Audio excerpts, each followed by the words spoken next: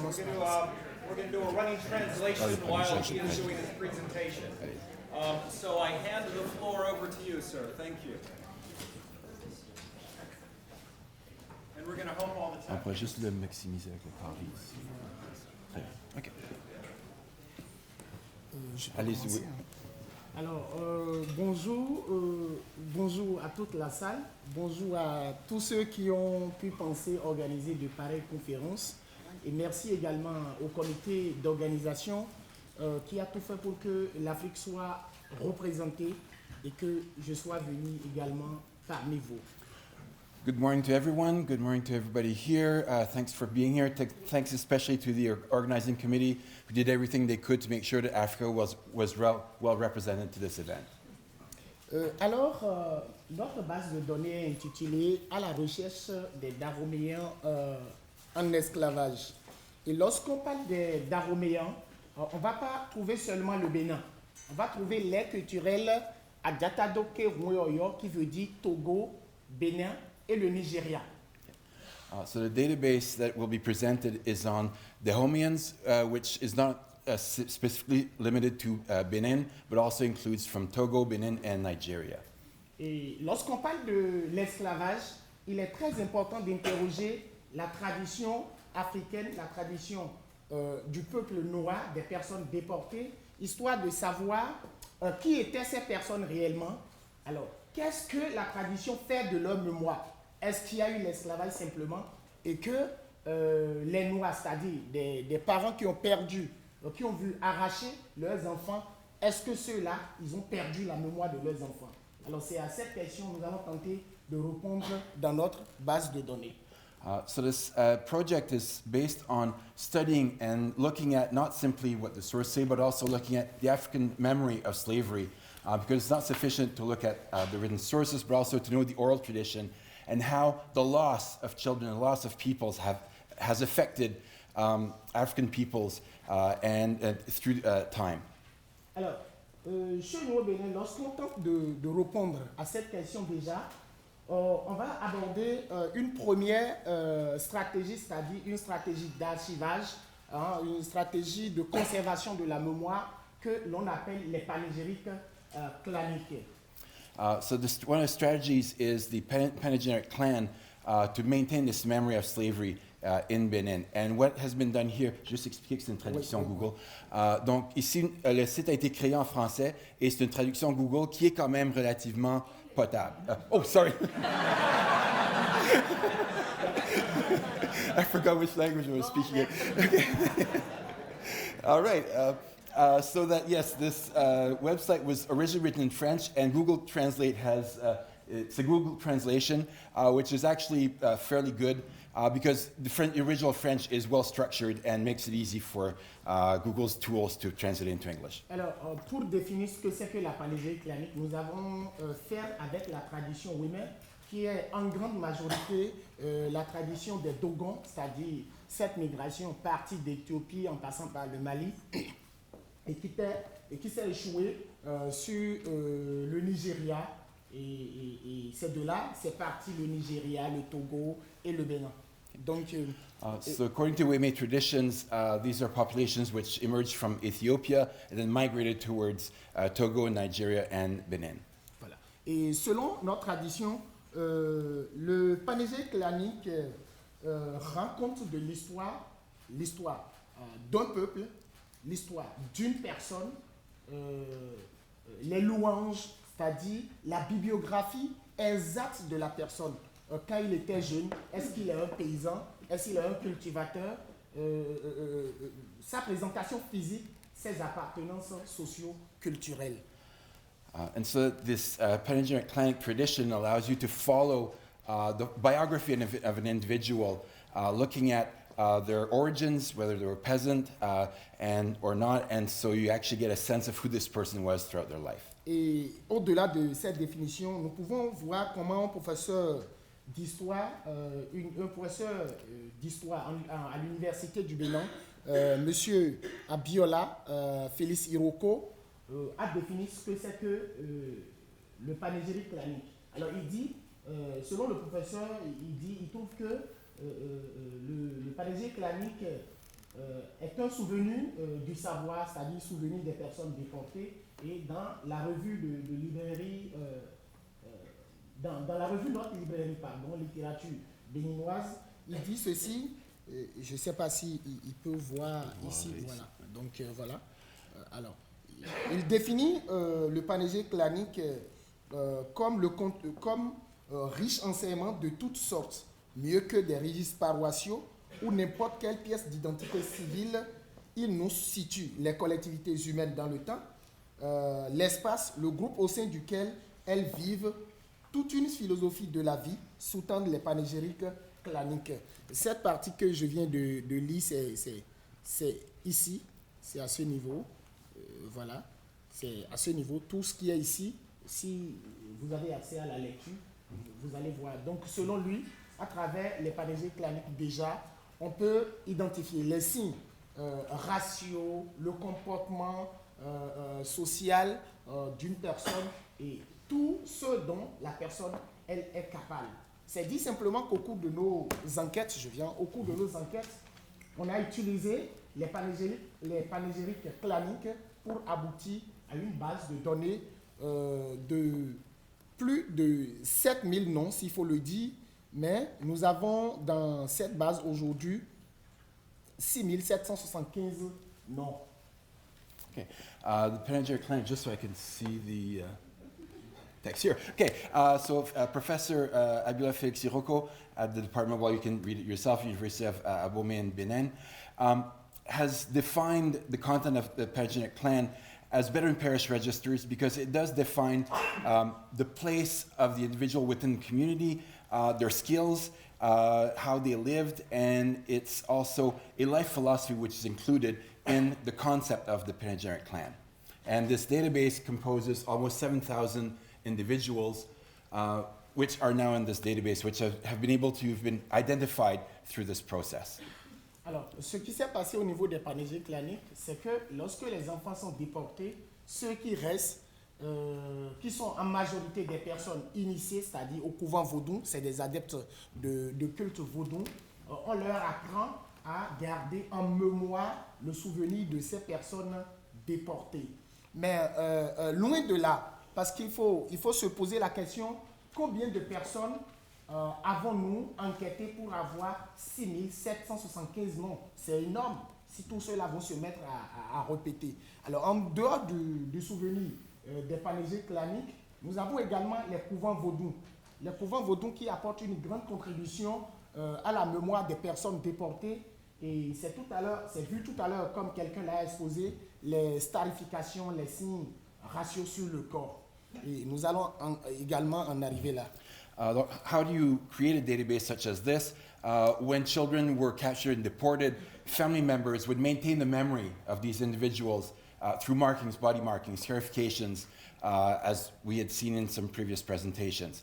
And so the research process was done through, not only through these body markings, but also talking to members of voodoo convents, which were, with whom testimonials were gathered to acquire all this information. Et nous allons voir tout de suite une petite vidéo que l'on a réalisée avec la télévision France 24, qui est venue s'enquérir de la situation, se poser des questions sur la situation. Et avec l'équipe de la France 24, nous sommes allés sur le terrain faire des enquêtes ensemble afin qu'ils découvrent en réalité ce que nous sommes en train de faire au niveau de notre base de données. We'll be showing a video that was produced by France 24, the French television news network, which was based on, they had gone to Benin and worked with the Professor Dossa's team to see how they were gathering information, and this was part of a report that was presented in France 24, and I've actually translated, so I'll be voicing over the video. Donc, vous pouvez partir. 170 years ago today, France ended slavery in its colonies. Millions of men, women, and children were ripped from Africa to work in plantations in America and the Caribbean. Many were loaded into slave ships at one of the largest ports of the trade at Ouida in present-day Benin. This country, which is the cradle of the voodoo religion, brings today its contribution to the memory of slavery, as we can see in this report by Emmanuel Soji. On this road, hundreds of thousands of chained Africans walked with difficulty to this beach on the coast of Benin at Ouida. The slaves, before crossing the Atlantic Ocean, were made to walk around the tree of forgetting or memory loss, which is symbolized by this monument, and this was that they would become amnesic in a form of brainwashing, so that during the long middle passage, they were more docile on the ships. But there are also other unknown stories, that of voodoo practitioners who succeeded in breaking their chains with the help of a divinity of resistance to slavery, Arisha, Changdot, or Iriso in the local languages. An adept in a trance was able to rip off his chains from the slaver who was going from village to village and who captured people. Since the discovery of this chain's origins, this adept, a researcher in the history of culture of Benin, convinced the elders to reveal the secrets which tell the hidden history of slavery. We explained to them that if we continue to hide this heritage, it's as if we lose the route to return to Afro-descendants who need these stories to understand where they come from.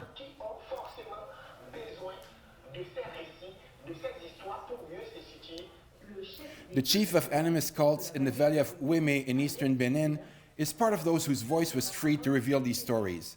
He explains to us that a part of this memory is imprinted on the bodies of voodoo adepts.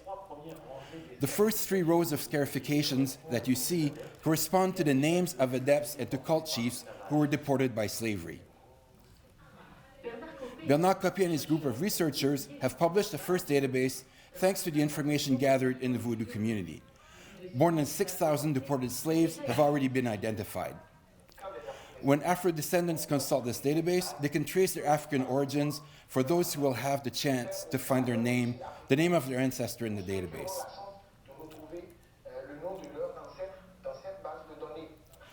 Information gathering will continue with the elders of in Benin and neighboring Togo and Nigeria. There is urgency because the younger initiates no longer have the traditional markings on their bodies. When an elder passes, a memory is lost.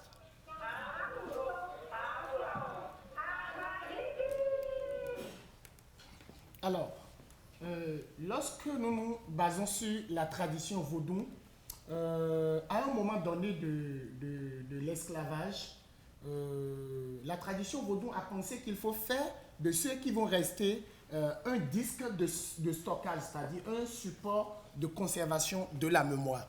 So in the voodoo tradition, what has been developed was that to remember those who were lost, the body had to become a hard drive of memory for this information to be kept.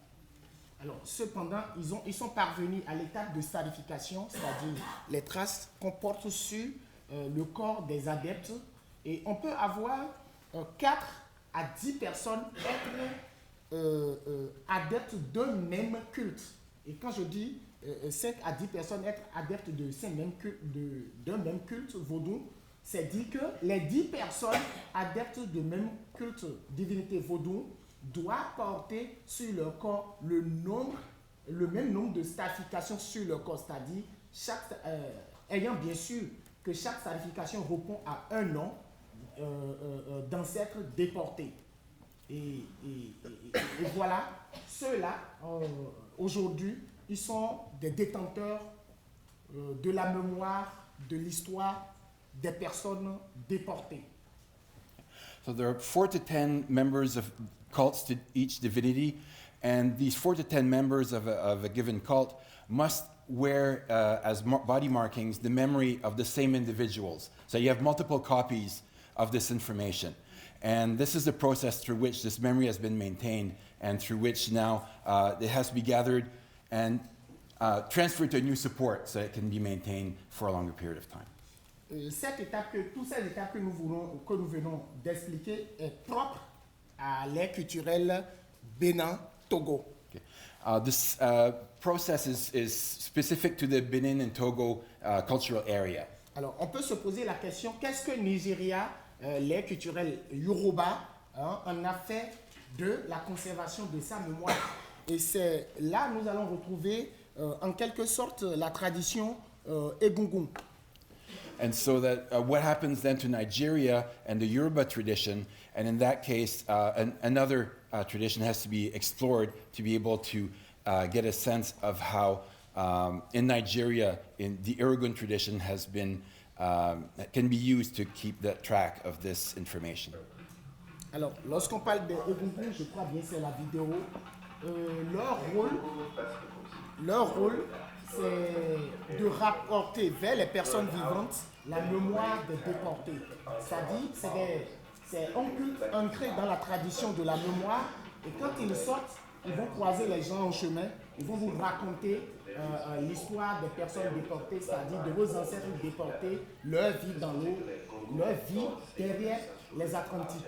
Voilà ce que la tradition Yoruba a pu faire du stockage de la mémoire des personnes déportées. So the process for the Yoruba was different in that it is through these dances where these individuals will be going through the streets and talking to individuals on the street and telling them the stories of the deported. That again, this a different process through which this memory is maintained in the Yoruba culture. Voilà. Donc du coup, oui, en conclusion, notre association intitulée Symbole de l'amitié, nous avons pensé parvenir à un minimum de noms de 10 000 déportés, mais il s'est fait que nous sommes limités par les moyens parce que nous travaillons avec des bénévoles.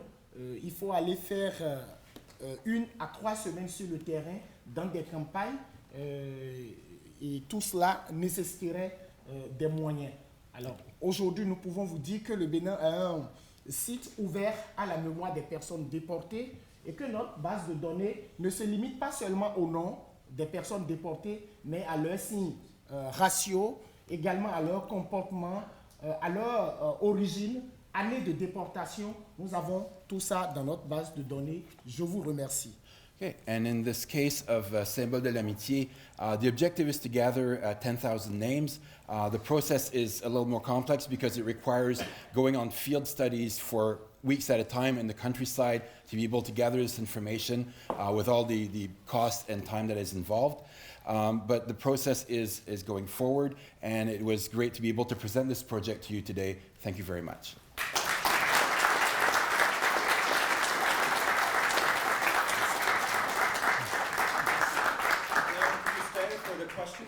Oh, we'll do that. Okay. Yes, thank you for the wonderful presentation, and thank you for the translation. Okay. That is not an easy thing to do. We'll take a few minutes of questions, and then we'll do a turnover. Sure, I'll point. Go ahead. You said that the younger people no longer wish to carry the scars remembering family members. Are they doing something else, perhaps less physically painful, to remember them, or is it they just really don't want to think about it? Donc, étant donné que les plus jeunes, on ne fait plus les scarifications, est-ce qu'il y a d'autres processus pour maintenir la mémoire dans la communauté vaudou? Le plus urgent aujourd'hui, c'est de tout faire pour renforcer l'équipe de recherche et de collecter énormément de mémoire. Sinon, si ces personnes meurent, c'est fini. La raison, c'est parce que les églises révélées, je veux dire le christianisme, la christianisation de l'Afrique, a porté une atteinte farouche au processus d'enrôlement de la mémoire des personnes déportées. So because the Christian churches have been working against maintaining this memory through scarification, there is no other method other than this process of gathering this information as quickly as possible, because otherwise it will disappear. Thank you very, very much. I have worked in Cuba with religious traditions there, which means that the diaspora of African descendants, from my experience in the field, carry forth the naming idea and processes of memory in a different fashion. At the same time, your last video showing the mark walking through the street, showing the dress and dancing, all fit very well into what I understand and have been privileged to in Cuba. So my question is, are there other ways that with which you're familiar, other than scarification? Although there is scarification in a different fashion, but other than that, are there other ways? Because I have seen other ways of ritualized memory production. Donc, avec son expérience de recherche à Cuba, elle a vu donc les traditions qui sont maintenues Et puis aussi avec ce qu'elle a vu pour le Nigeria, la tradition yoruba avec la danse. Donc elle essaie de voir à votre connaissance, est-ce qu'il y a, à part la scarification, à part les danses, est-ce qu'il y a une autre méthode de maintenir la mémoire dans différentes communautés africaines? Oui, il existe plusieurs sortes de sauvegarde de mémoire dans la tradition dahoméenne. Il y a même des musiques qui servent à révéler la mémoire des ancêtres. C'est comme l'on parle par exemple de musique Rungangbo chez nous. C'est une musique qu'on appelle Rungangbo. Et lorsqu'on joue ça et que vous rentrez, le batteur est un griot. Et à travers les bouts à travers son bâton et la surface de son tambour, il va commencer par vous réciter l'historicité de votre famille et l'historique des personnalités les plus braves de la famille qui ont guerroyé pour l'intérêt de la famille, mais qui ont été déportés. In the Dahomean tradition, there's also the griots, the storytellers who, through drumming and depending on where they hit on the drum and the beat, will tell you the story of your family and will repeat you the family story through music. Absolutely. I'm sorry, it just hit me. But yes, because that's what we see. That's what I see in Oriente specifically, in Cuba. But I don't see it. I mean, Dans la région d'Oriente, au Cuba, elle a vu la même chose. Donc, la musique qui sert à rappeler les traditions. Voilà. En dehors de ça, il y a également les contes. Il y a également les contes. Les contes, je ne sais pas comment vous appelez ça. Storytellers. Les contes autour du feu. On raconte, on rassemble les jeunes jusque-là. Il y a certaines familles, les familles les plus meurtries, c'est-à-dire qui ont été vraiment touchées par l'esclavage, ils rassemblent les petits-enfants, ils leur racontent l'histoire. Mais cette étape a créé, en quelque sorte, un conflit au niveau de la société.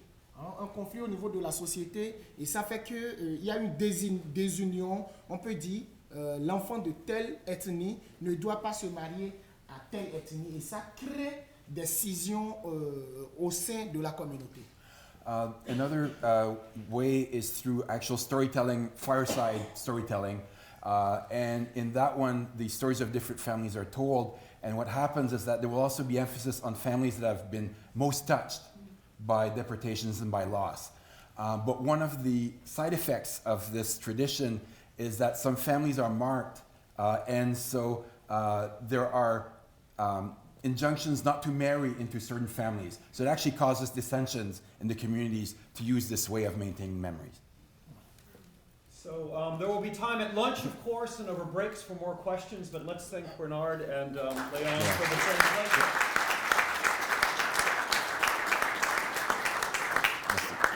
Thank you. Daniel, it's your time. We'll get you my cups. Like this. Cute. Thank you.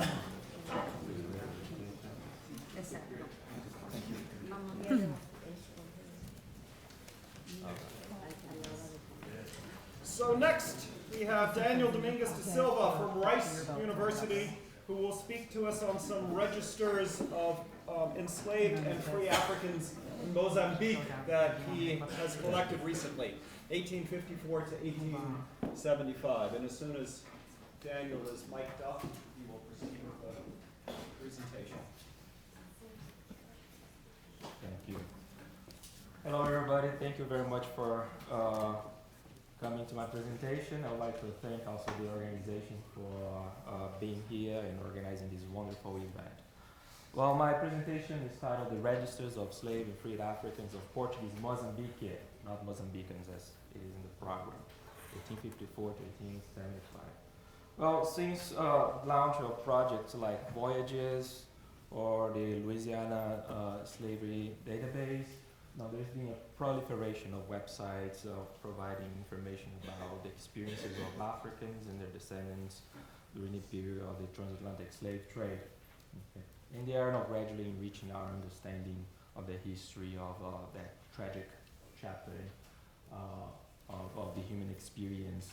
A lot of the projects focus on the Americas and also on the west coast of Africa, not many of them are focused on the eastern coast of Africa or the Indian Ocean. So I decided to make a contribution by creating a new project called Between Oceans and Continents, the Registers of Slave and Freed Africans of Portuguese Mozambique.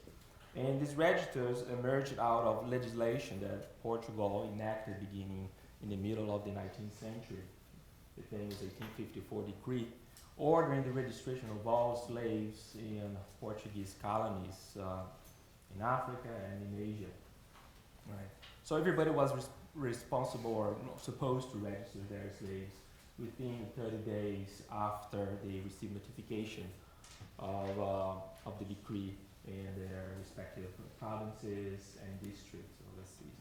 Right. And enslaved Africans entering Portuguese territories by land after the decree, they would be considered freed people, libertos, right? And that's a separate register. And the freed people would be subject to a period of apprenticeship of about 10 years, and then their labor could be sold to other parties at any time during that period. But after that period, they would be fully freed, right? Anybody who failed to register their slaves, they would lose their rights over their human property, and no judicial claims could be made over the freedom of the individuals listed without reference to the registers on both the slaves and the freedmen. Okay, so this is the timeline of the registration. So the decree was enacted in December 14, 1854. It was published in the government newspaper in December 28th. By late 1855, the provincial government in Mozambique received notification of the registration, and then the provincial government published the decree in the official newspaper of the province. And then from March to June 1856, the provincial governor then notified the governors of each district within Mozambique. And then the governors, during more or less that time period, beginning in April to July, then publicized the decree in their respective districts, through documents like bandos or editus, or essentially documents hanging in front of the governor home or the government seat in the districts. So the registration started more or less in 1857. The owners, of course, didn't want to register their slaves immediately because they, of course, did not want to lose their property. They wanted to avoid all discussion about abolition or suppression. So they showed some resistance, but eventually, between 1857 to about 62, district governors then managed to implement the registration and recorded not all the slaves, but all that they could at the time, or that slave owners allowed them to do so. This is more or less how the registers look. Both the slaves and the freed people registers. It's essentially a ledger book with 10 columns. The first column is just a number of order of the slave owners.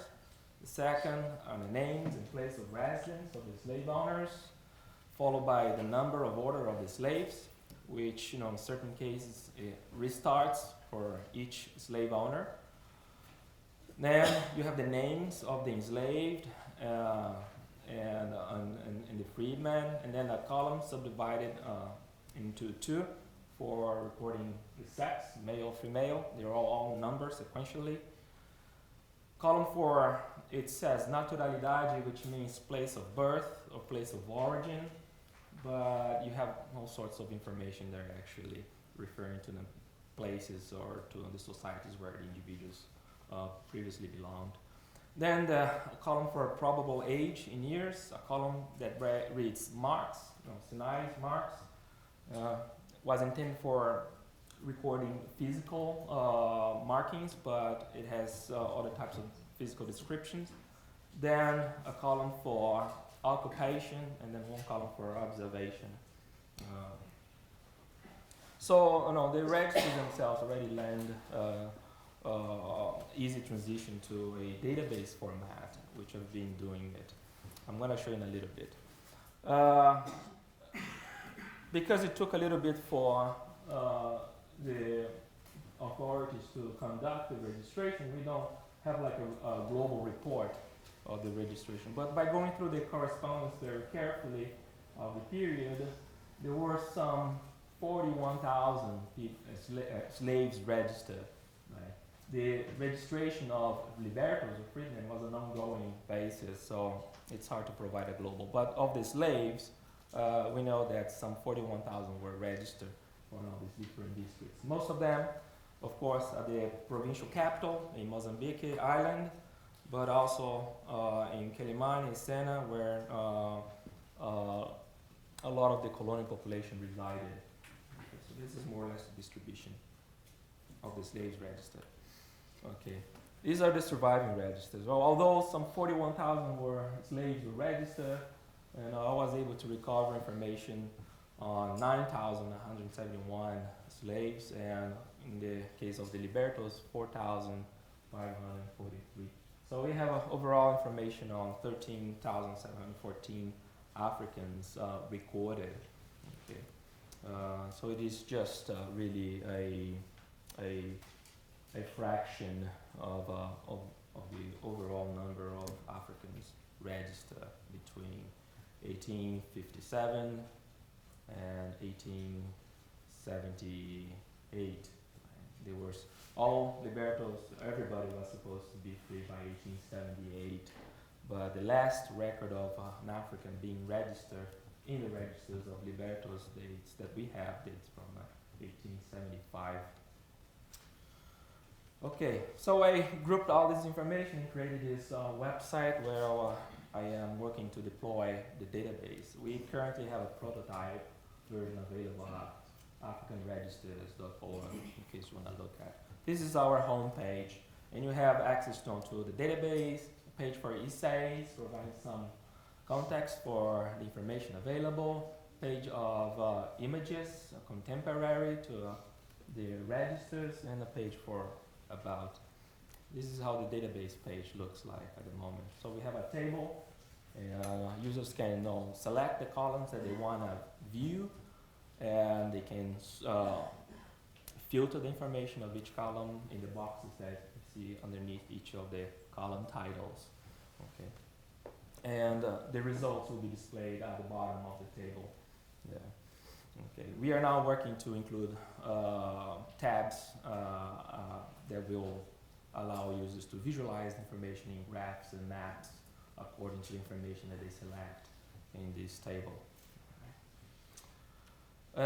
Other pages, as I mentioned, essays, images, and about provide additional information about the data, about the project, which is still ongoing, and in case, the original documents were in Portuguese, but of course we are developing a project in English language, but to facilitate translation to Portuguese readers, we included a button there to automatically translate everything using Google Translate. It's not a perfect translation, but Portuguese readers will be able to understand what's written in each of these pages.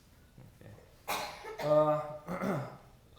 So this is an ongoing project. I'm going to Portugal to figure out whether I was able to collect all information on the Africans who were registered in Mozambique, either as slaves or libertos, freedmen.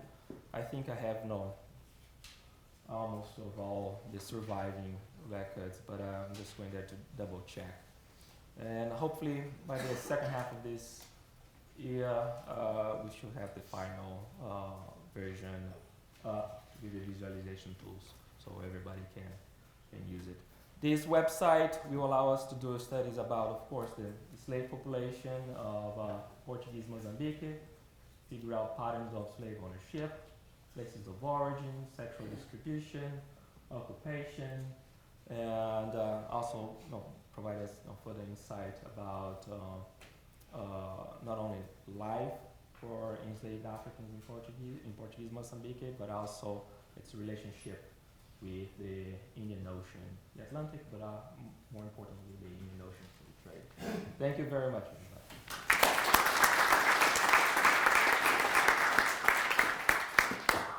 Questions for Daniel?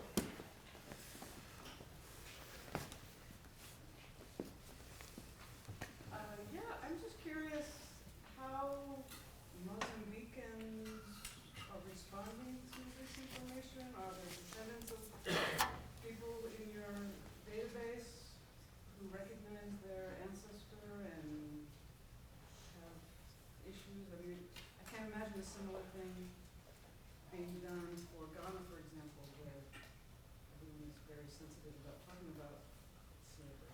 So just wondered what the local reaction is, or if it has been one. So the question centers on the local reaction to Daniel's research on these particular registers of slaves and Mozambique. Thank you. Well, I don't think we've had enough time to have a reaction from the Mozambican public because, I mean, we just launched, essentially, and we haven't publicized it yet, so you guys are the first to see this and have access. Right? But I worked with researchers in Mozambique, and they seemed to me eager to work in the project, interested. I don't think they are concerned, or they did not appear concerned about potential implications of this people learning about their ancestors registered either as slaves or slave owners. There were many. You see the names that appear in the slave owners column are in Portuguese, and in some cases are in Gujarati because there was a significant Gujarati community in Portuguese. But even in the case of the Portuguese names, I mean, they are not European Portuguese, right? They are descendants of white Europeans, but also significant mixed race population that had Portuguese names. So, but to the moment, I haven't received any reaction, neither negative nor enthusiastically positive, just a genuine research interest. I have a question up here in the back. Congratulations. Thank you. It's going to be a great source of information for us working with the Atlantic slave trade. But I'm interested on the category of slaves. Mhm. Is in the sources you are using, and how do you know if those were slaves produced by the document, by the 1854 law, or if they came from an earlier process of enslavement in Mozambique? Mm. I mean, are they producing slaves because they're obliged to register? Or, I mean, it's basically, do you know anything about the process of enslavement through your sources? So the question has to do with both the process of enslavement and this category of slave and exactly what that means in this historical context. Yeah. Well, they are called slaves in the documents, right? So escravos in Portuguese, or libertos in case those individuals had been recently introduced to Portuguese territories as slaves, right? But then Portuguese law, right, consider them libertos, subject to that apprenticeship. Now, it doesn't say anything about how these people were originally captured, right? It doesn't provide any information about how they were enslaved. Kristen. Did I understand what you said in answer to the prior question, that some of the owners were Africans as opposed to Afro-Portuguese who had descended from earlier? Yeah, there were some African slave owners there too. They normally had like Muslim names, right? Sometimes they have names in the African languages of Mozambique.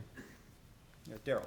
It's a continuation of Kayla's question here. So your data set and the registry almost exactly maps on the end of the clandestine trade to Brazil, and there's no coincidence about that. Mm-hmm. So what do you think about what your work is doing here with the Mozambican material 1854 forward, with the Mozambique case itself prior to 1854, but also what the Atlanticists are trying to do about understanding the relationship between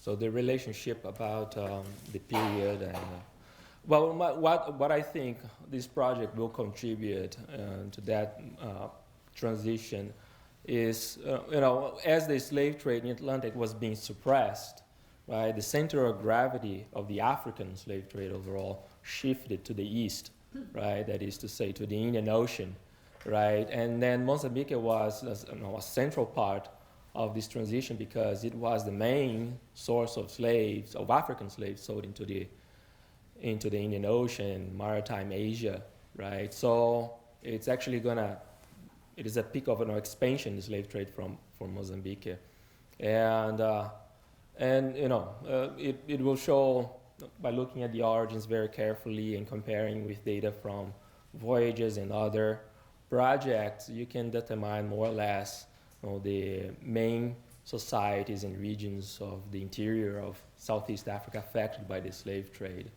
right? So it will allow us to trace where they were coming from. People who live in the diaspora will be better prepared to search for their regions or cultures of origin. So we'll have similar implications that we've seen for with projects like Voyages or African Origins for the Atlantic, but in this case, for the Indian Ocean. Yeah. Last question. I was curious about how you constructed your database, because I assume that slave registers in Mozambique had to be some sort of continuous process, because only registering them once would not have been enough. How did you solve this ongoing process? Because people were sold and bought. I can expect people died, people were born. How did you construct the database to include not only a list of people, but also this development over time? Yeah. Well, I use, just like most people here, a spreadsheet, right? And the registration of slaves was supposed to be a one-time thing, right? What was ongoing was the registration of libertos, right? And those people were being brought to Portuguese territories, right? And then the local authorities had to register them, and the provincial government had to send summaries of the registration of new libertos, right, to the colonial office. So I selected all the registers of libertos that I found, and I added them to the database. And then I still have to do this, but I also obtained copies of the summaries that were sent to the colonial office in Lisbon. So I added those that I had into the database too. But all of them were new people, and they were registered only once. So people are registered only once. So Yeah. if people were sold or something, they were not registered again? No, they were not registered. Although for some registers, in the column observations, right, they would, especially in the case of libertos, right, because their labor could be sold to another, right? So they would note that on the observations, as they would note things like date of death or when the individual obtained freedom too. So I took notes, but they were not consistent, unfortunately. Thank you, Daniel. Thank you.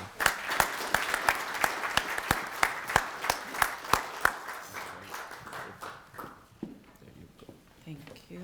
Thank you. Okay, we're going to do a quick mic and presentation Who gets change mic? over here. And this will be the final paper on this panel. And then we'll have one more panel in London, of course. I'm sorry. What? I'll jump in.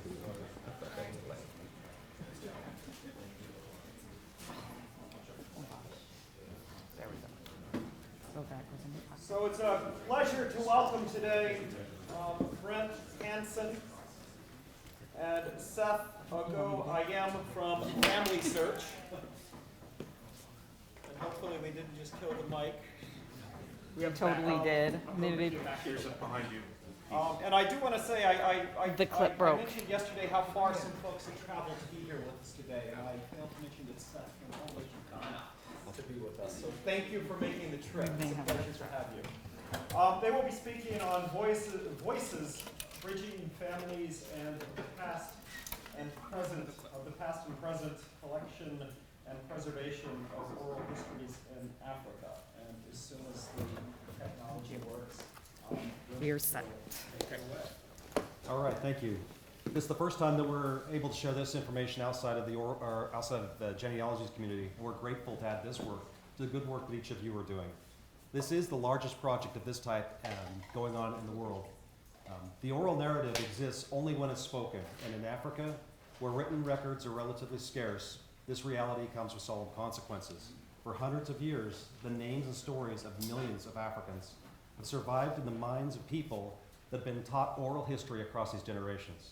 The memories are shared only in fleeting moments as present representations of the past. The passing elders who possess the knowledge, this historical knowledge of their families and villages in combination with urbanization and modernization threaten the disappearance of African oral histories. Family Search International is conducting an ambitious effort to collect the oral narrative, which tells the real history of Africa.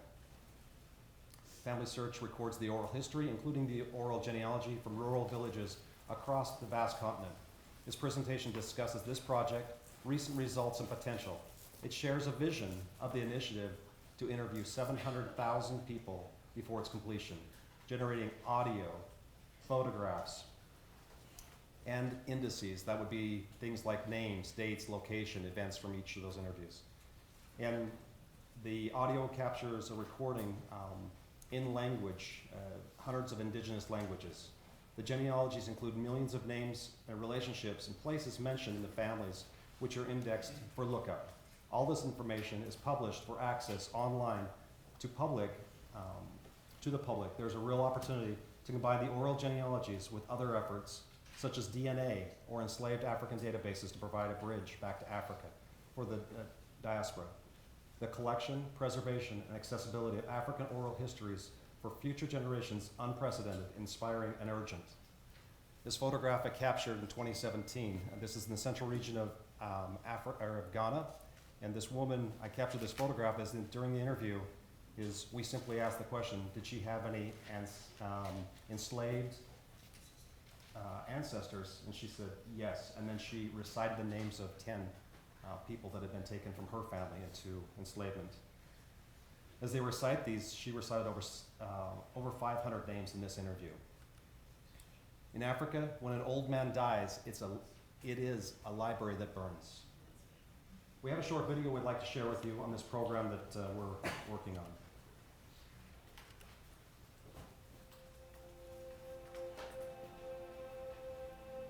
For centuries, African people, they were tied to the oral traditions. People were preserving their family history that way, from one generation to another one.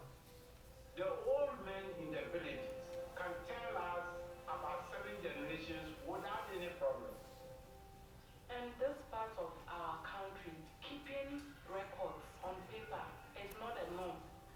Keeping records are important, so we'll do that for our kids. But for our forefathers, they didn't do that. So the only way for us to get information from them is if you go and they are not dead, you'll be lucky. And if you are dead, it's a big problem. So this is what Family Search is doing. We are interviewing the chief of the village, we are interviewing the chief of clans, we are interviewing the chief of tribe or families, because these people are the ones that get the family informations.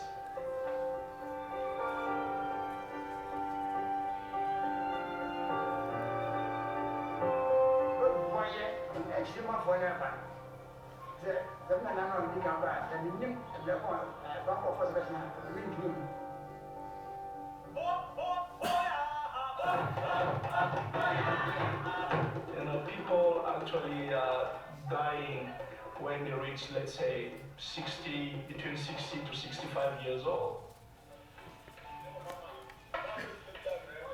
When you think about what there is to collect across Africa, so the oral genealogy in Africa is maybe 250 million names to collect, is what we've estimated that would have been available to Family Search across multiple countries today. This year, we'll collect 1.3 million names. 1.3 million, we got 250 million to collect. The math says we better get busy in a hurry. If we wait 5 years, it'll all be gone. Anything that we can do to get those people somehow, some way, in a particular record to show that they existed must be done. And it must be done now.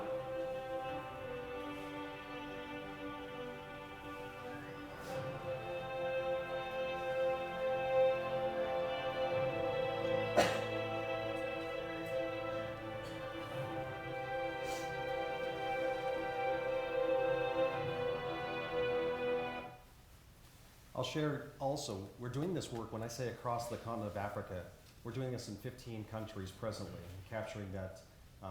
Seth's going to talk a little bit about the team that's capturing that, but we have over 4,000 people on the ground that are actually engaged in this work and collection. This is amazing. You see the countries here, you can see the connections potentially with the work that you're doing. I'll go through a series of slides over the next minute or so and talk about some of the interesting things. These are people that you're seeing on the screen are images that were taken very recently. We've captured this last year over 50,000 interviews, and so this really was just a grab of some pictures to show you what we're capturing in this process. Some of them are environment. We are seeing, some really interesting numbers. Typical generations is 5 to 6 generations, but we do see things going back even over 30 generations in some outliers, or over 6,000 names in some cases. A case like that might be many, many wives, right, in the process. We do see polygamy in these interviews, and we hear stories about people that are buying and selling on the continent in the context of the audio capture that we're getting. They mention tribes, clans, sex, age, the names, locations, the dates if possible, events. These collections that we're doing are all lineage linked. They do have an average of 351 names per interview. And this information is reviewed in a quality way, and it's available almost immediately upon receipt. And it's just amazing work that's going on. I'm going to transition now and let Seth talk a little bit about the work that he's doing on the ground there.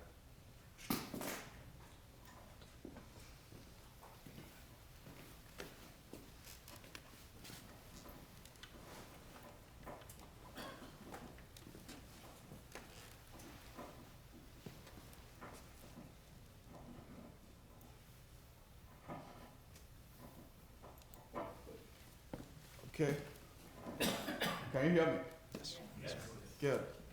Yeah, this is Uganda. One of the things we do, we work with local contractors. So I'm the operation manager over West Africa.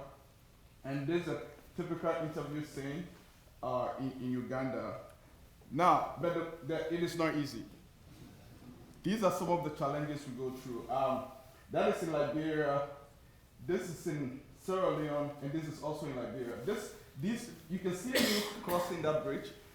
We have to go to the people. We have to interview them. We have to talk to them. And this particular picture, exactly a week today, the guy in the yellow t-shirt got drowned in the river just last week. This is how serious people are sacrificing to collect this information. And it's always like, I always say this is more like a spiritual work. You get to the village, and the chief will tell you that last week we had a dream that there was a young man that will be coming to our town to collect our history. And when Bernard was giving a presentation about that chief in Benin, I actually met with him in Benin. So I was in the Dahomeans kingdom about a month ago. And we're using technology in our interviews. If you see here, this is Kenya. So the interviews that we do, you can actually locate where the interview was done. And these are things we are doing to make sure that, now this is the goal of the project. We are, over the next 5 years, we are to interview 700,000 people, all over 15 countries. Currently, we have, in my area, I have almost 2,500 people working on the ground. So almost every other week, I'm traveling in different countries across West Africa. And we've collected about 50,000 audios and pictures from the interviews we just done. Last year we did about 16.2 million names and recordings. And this is a very ambitious project. But the good thing about this project is wherever you go, the chief receivers. The last time I was in Togo, the director of culture asked me to go to cabinet and explain the project to them. And the first thing they told me, this is what we should be doing, but we don't have the resources. We are so much grateful to you, to Family Search, for the opportunity you are giving our people to tell their stories. And it's very, very important that we do this work. And this is an experience I had about a month ago as we were doing our operation review. Also, we go back, we don't only record and leave. We go back with the family record, a printed copy of their story, and give it back to the family head. So that is leaving something behind. This is what a chief said. Because of this work, even after we are gone, our descendants will remember us. So, and as my brother rightly said today, the young people are moving to the urban city because of work. And they are not waiting to tell the story. Personally, my grandmother used to tell me all the stories I've learned in my life. And sometimes I can hear her speaking to me because of, oh, you have to be a good boy, you have to do this. And nowadays, the young men are not doing that because of work or traveling. And those stories can be told.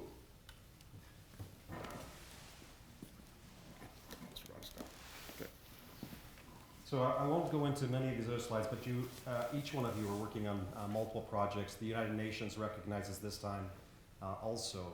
And I think about our project just happens to be coincident with the date, which is amazing.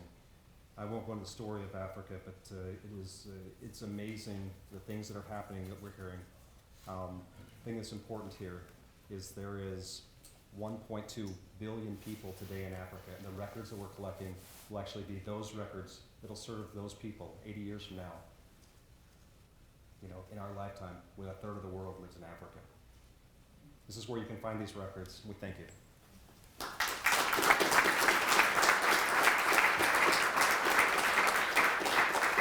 I'm just going to do the questions, and then we're going to roll into the next panel. We're going to have to keep the questions a little short, I'm sorry, because we're running behind. However, you guys are presenting after lunch. Yeah. So there's going to be opportunity to continue this. So let's just take a couple of questions very, very quickly. Yes? The prevailing presumption in the room is that we want to recover as much of the past as possible. But there are a lot of cultural anthropologists and historians have shown that cultures also purposefully practice the art of forgetting and cultural redaction and so on. So are you finding gaps where people are purposely wanting to leave out knowledge or forget knowledge or erase knowledge, and it kind of creates a resistance to your attempt to collect as much about the past as you can? So most of the experience I have is in West Africa, and we don't see so much that. We're working with the family. We do see some village leadership who want to preserve these records for land purposes. And so we get some conflict in those conversations.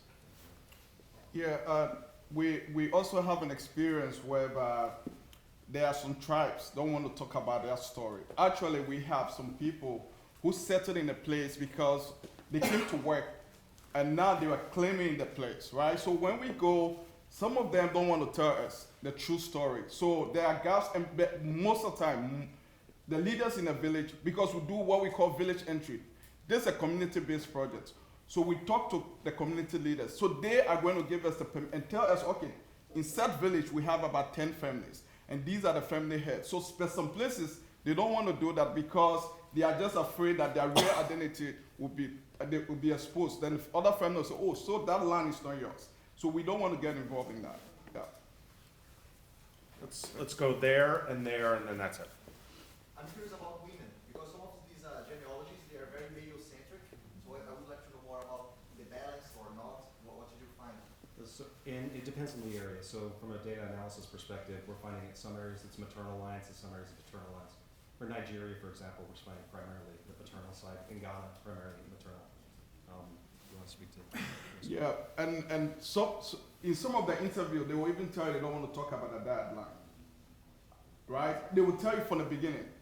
And so other places, like for example, my dad is from Ghana, my mom is from Liberia.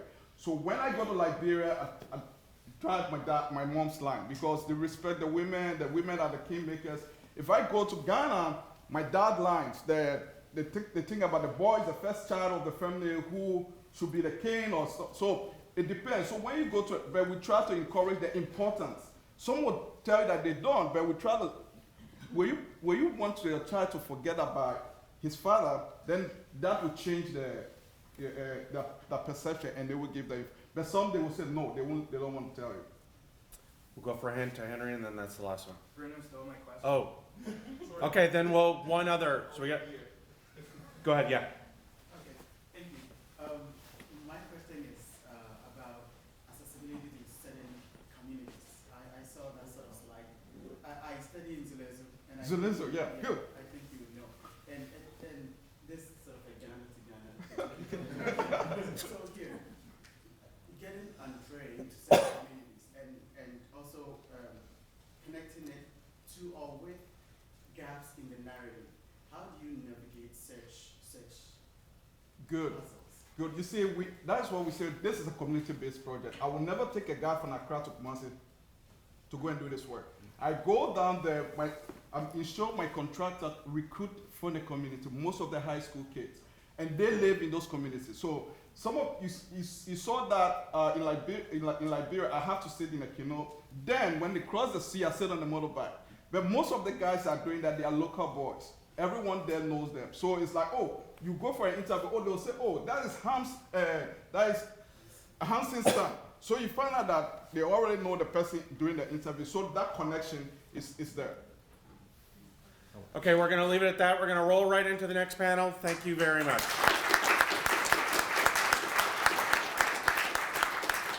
Could the next panelist please come up and we'll get you set up.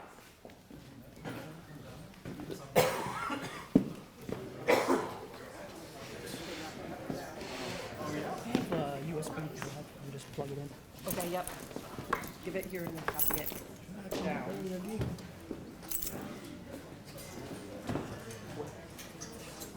Is that gonna just go in there? Yeah. Okay. One way. It will be the wrong way when you try it the first time.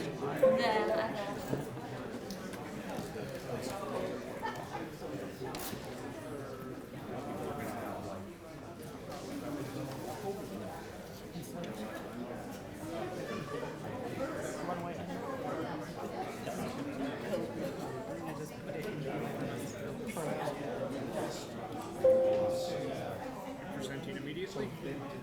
Are you first? I think I'm second. Okay. So if you load it up, I can just hit the screen button and then I'll put it right there. Thank you.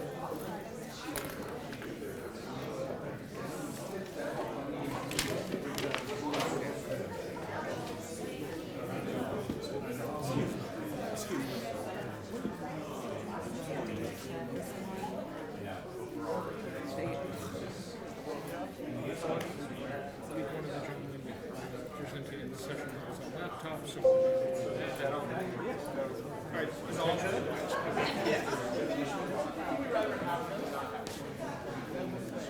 Okay, because Simone is not here. This person can't. Are we ready? No, not yet. Oh, we're not. We don't. We're kind of a combination. So put the microphone on her. Okay, Lydia? Yes. Told that I need to mic. Oh, okay. Where you going to mic? Just go to your yes. Can you help me with this? I just don't touch other people's laptops until they tell me to. No, you have my permission. All right. Let's get you sorted out. Okay. Do you need internet? No, we got a PowerPoint. It's already open, right? Okay. Stand close to you. Get this up on the screen. Stand close to you. Yes. That screen. This one. Perfect.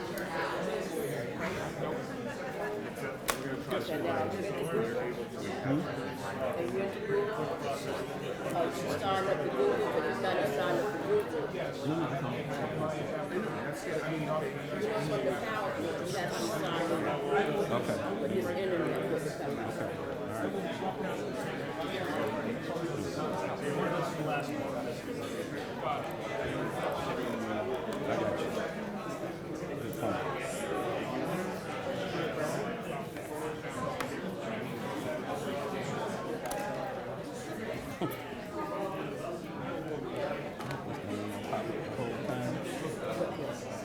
Oh, it didn't pop up. Okay.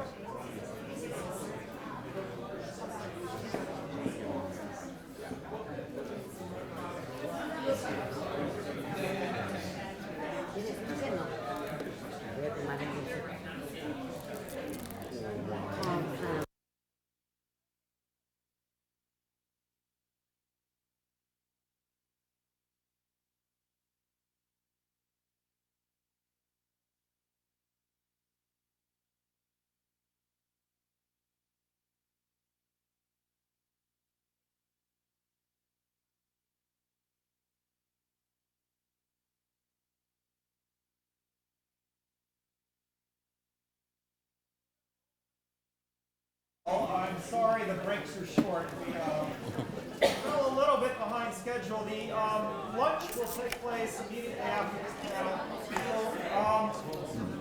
The first presentation is not going to happen because the speaker isn't here. So we are instead at the end of this session adding a short presentation by the crew from Vanderbilt about slave society. So that will come right at the with this panel, but right at the end. And the one thing that I want to tell you, we're gonna do this panel. We will then transition into lunch, same place as yesterday. Now that dining hall that we went to yesterday closes at 1. So certainly you can get your food, walk over there, but don't put off getting your food if you're in there. Don't try to eat at 1:05 because you might not be able to. Excuse me one second. Excuse me. It's a pleasure to introduce Lydia, Lindsey, Tony Frazier, and Carlton Wilson from North Carolina Central, who are going to speak on land of liberty, digitization. We could just do it later. You can read it. Mine has. Go back. I have a marker on mine. I can't. In mid-18th century, black runaway slaves and servants in London. And as soon as we get the technology to work, we'll roll with this presentation. Okay, maybe it doesn't need to. Why is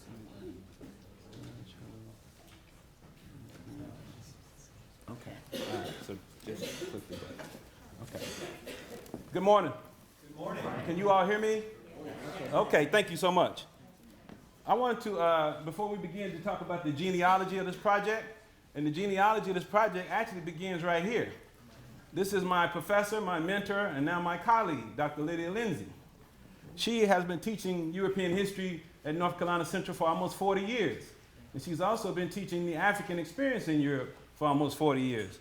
Her, alongside Dr. Carlton Wilson, both teach European history at NCCU over the last 30 years. And I was their graduate student. For me, I got interested in this topic in a graduate course of hers in the early 2000s. I finished a master's thesis on runaway black slaves and servants in London in 2002. I wrote a dissertation in 2013 that used part of this archive to discuss runaway slaves and servants. So this is over a decade long mining this archive, mining microfilm to talk about the history of black people in England as it relates to runaways. We also want to take and use how you take digital tools to tell the story of the archives, and that is really the origin and what we're trying to do with our project. Clicker.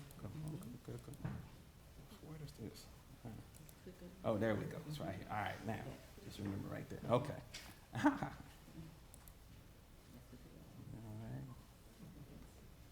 Okay.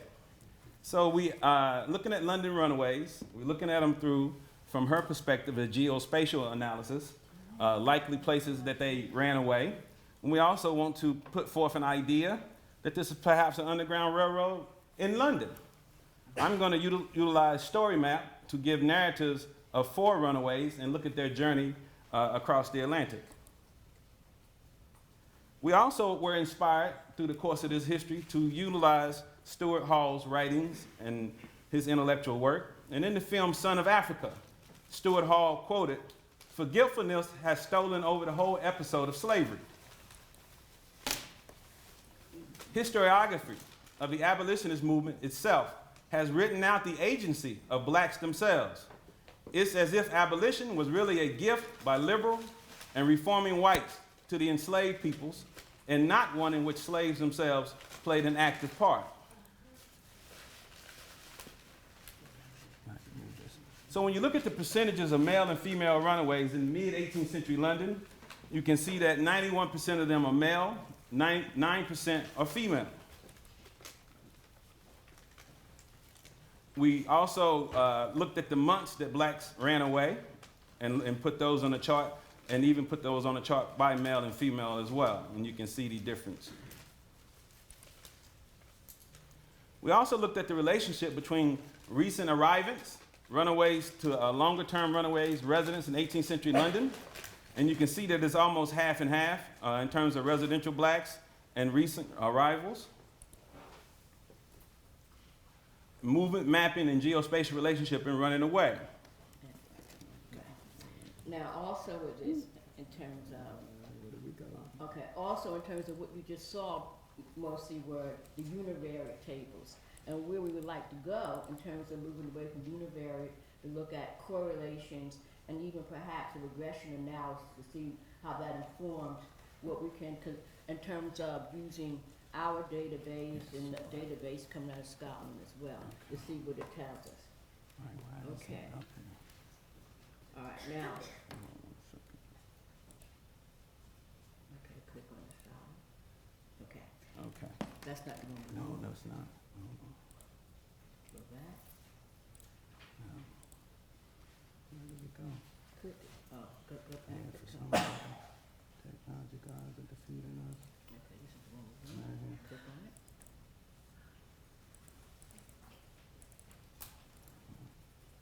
Open the room. Okay. There we go. Okay, right.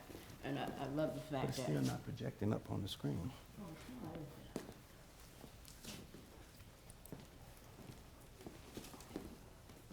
Oh, come here. You want to project this into the screen? You need to not use presentation mode. Oh, Okay. thank you so much. Okay. Now, I'd like to remind everybody how old I am. Okay. I just love that. Okay. Right. Now, what this is a concept of mapping in terms of Google My Map. And what this particular map does, it actually, in terms of plotting, I actually started with, in terms of the advertisements, I actually knew what ship various slaves ran away from. So I actually plotted in terms of the locations, in terms of where they were running away from. And then I could also add other information about the areas in terms of the stairs and etc. But what it also did for me in terms of the geo kind of spatial relationship, I noticed, of course, that most of the slaves that actually ran away were actually on the older side of the city. And so therefore, I looked at that as perhaps having a more opportune time for runaways in terms of where you were located. Then also, in mapping it, in terms of if I had several advertisements in terms of people running away from certain areas, it also meant that people had a greater opportunity in terms of where certain stairs are located, in terms of giving that kind of spatial relationship. Because I had the information on the sheet, but when I plotted it, I saw something, the information informed something, it gave me a different understanding. Now, in terms of even moving outside of London, in terms of slaves running into London, one in particular, Hannibal. Now, Hannibal is actually running from the Keys of Bristol. And what I was able to do with this one, the Keys of Bristol, and the Keys, and also I noticed when slaves would run away also, it's really a congested area. If you look at certain areas within the Thames and etc. And the Keys of Bristol is like a congested area. So Hannibal runs away, and then he goes to Bath, then he goes to Reading, then he goes to London. Now, this is approximately $110. Okay. And I have other runaways that some of them following this kind of same path, So it somewhat suggests, could this be an underground railroad? Were there people that they knew that could follow this particular path? And the other thing that, in terms of that we looked at in terms of Hannibal was between about 49 and 50. Because he wasn't a young man. He had a bad leg, so he was limping. But he managed to actually, in terms of the advertisement, they were looking for him. He was a sailor, so perhaps he had been there before, he had certain information. But what I was also able to add with these different kinds of sites, information about Bath, pictures, and even when they were going to meet him, where they wanted to return him, in Charterhouse Lane, London. So this is what Charterhouse Lane was like in the 18th century. So this was in terms of mapping, and what I would like to do in terms of mapping, come back to this again, and the next one up, that on Google Earth map, see, I could actually plot them on an 18th century map, this is 1767, to actually have a map from that period, and to be able to plot them on there. Now, I couldn't actually merge, and I work with other people, talk with other people, how can I actually merge a Google Earth with Google My Map? They're not the same platforms, okay? So how can you merge all this stuff? Even trying to work with another one called Neatline. Couldn't actually merge it. So how can you get it together to help to explain or tell you the story about the movement in terms of running away? Okay, how are they actually moving? And what does that tell us about the process? Okay?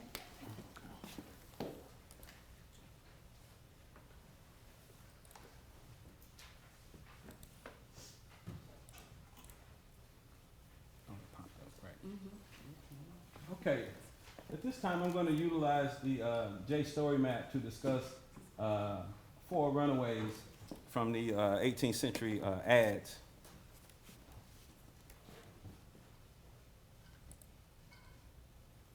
The first advertisement is looking at 2 runaways who ran away from Bristol in 1744.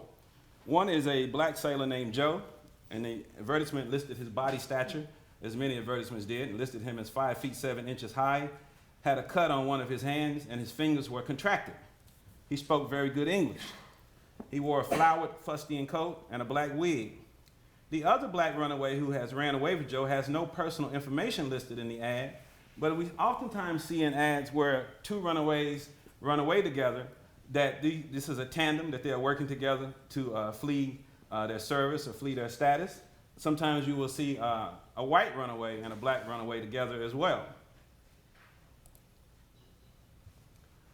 These 2 individuals who are believed to have ran away to London, and the objective, according to the written advertisement, was to get on board a ship for Carolina or on board some man of war. And we are left to surmise maybe Joe and his friend are trying to get back to Carolina and get back to family as a possible transatlantic network.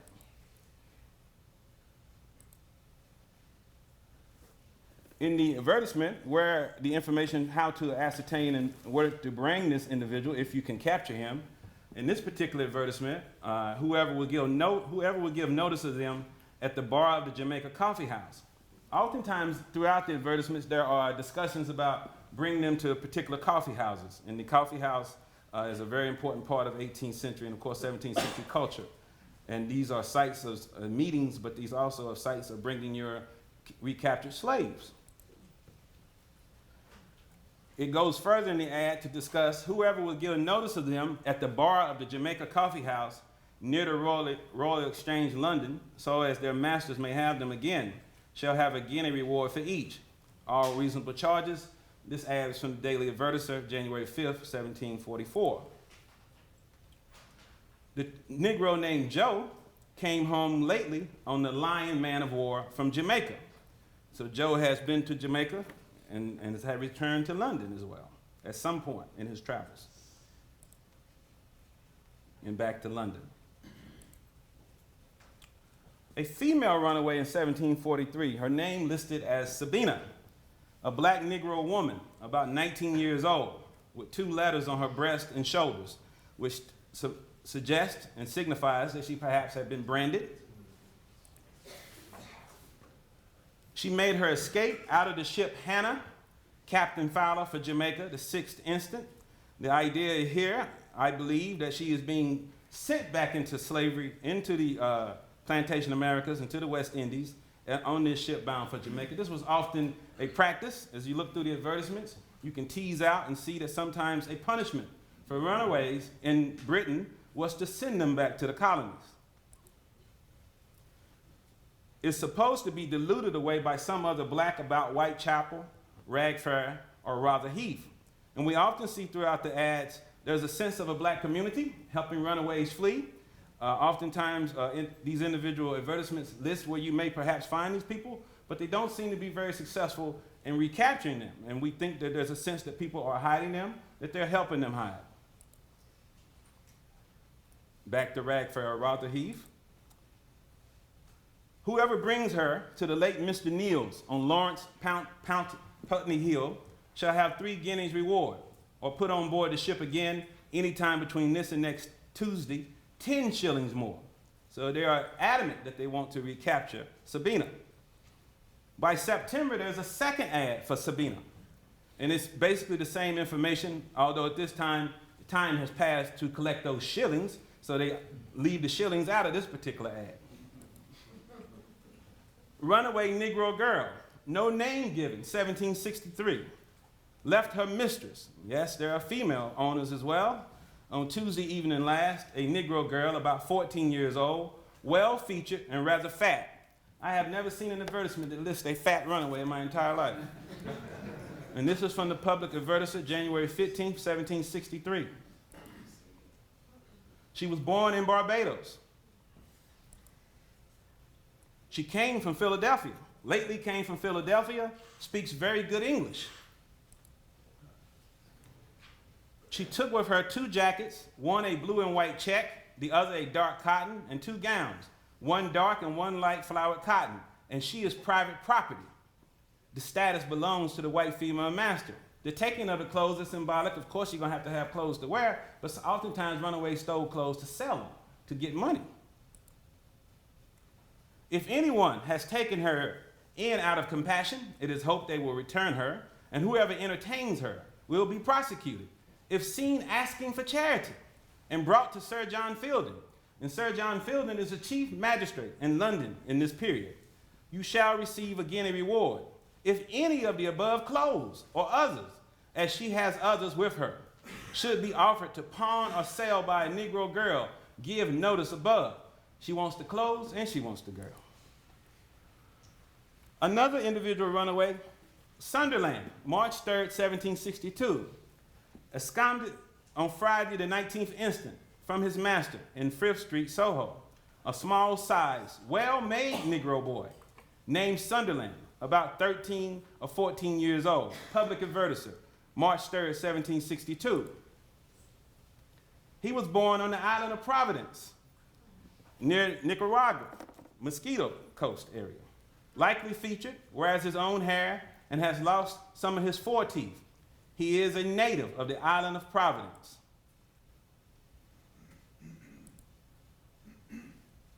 Came lately from Jamaica, and has been at the Havana, speaks good English, and is remarkably sharp and saucy, which means he has a smart mouth.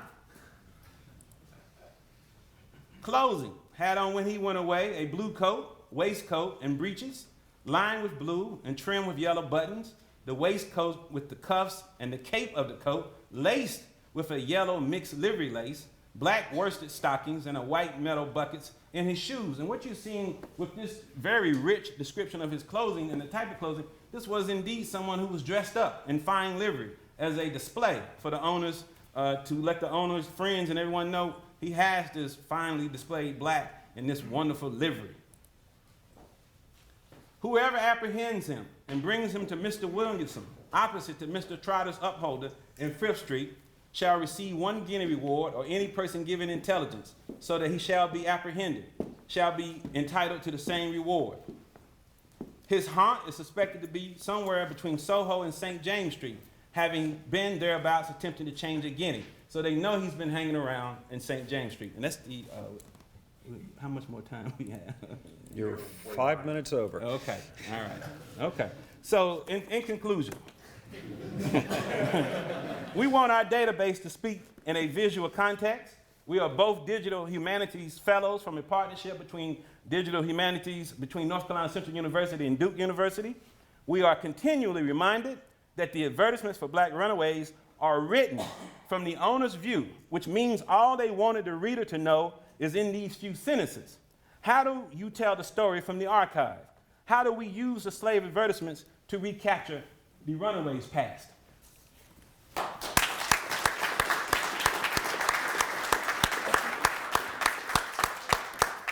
Thank you very much. I'll take a question. Anybody? Yes.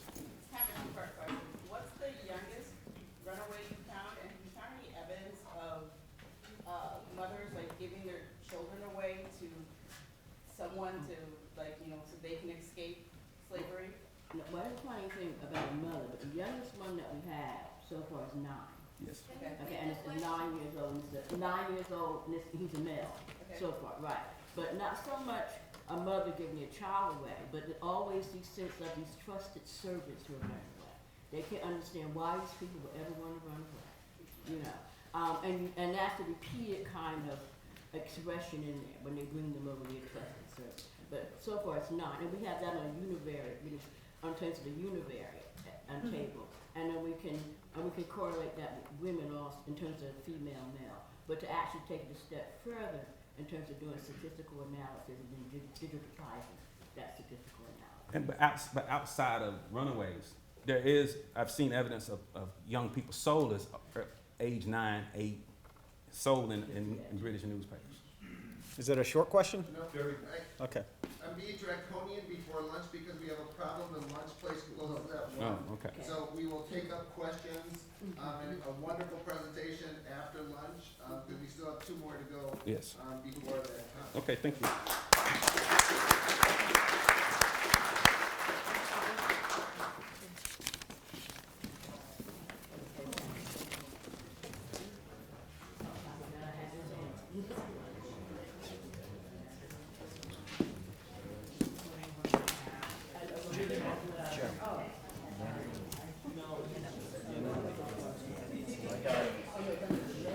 I've turned the sound dinging off, so watch this. Yes, it's coming from. As soon as we can get out.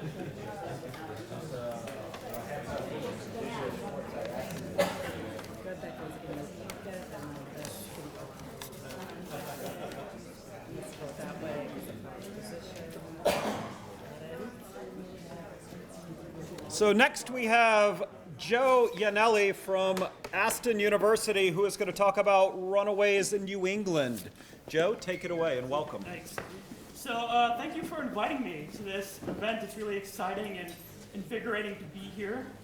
I'm here to talk about Runaway New England, which is a project that I started developing last year, so it's new, and it's raw, and it's unfinished. But I think it's significant, and it's kind of unique for 3 reasons. First, it's the only site of its kind, I think, with an exclusive focus on slavery in the North. Historically, digital slavery projects tend to focus on the US South, or on the global South. And that's fine. In fact, that's a good thing. But as recent books by Christy Clark Pujara, Kaya Miles, Wendy Warren, and others argue, slavery was foundational to the colonial and antebellum North. Yes. At least until the Civil War, slavery was always a national institution, not a sectional institution. In fact, it makes increasingly little sense to speak of a separate North and a separate South. Now, digital projects are starting to catch up with this new scholarly consensus.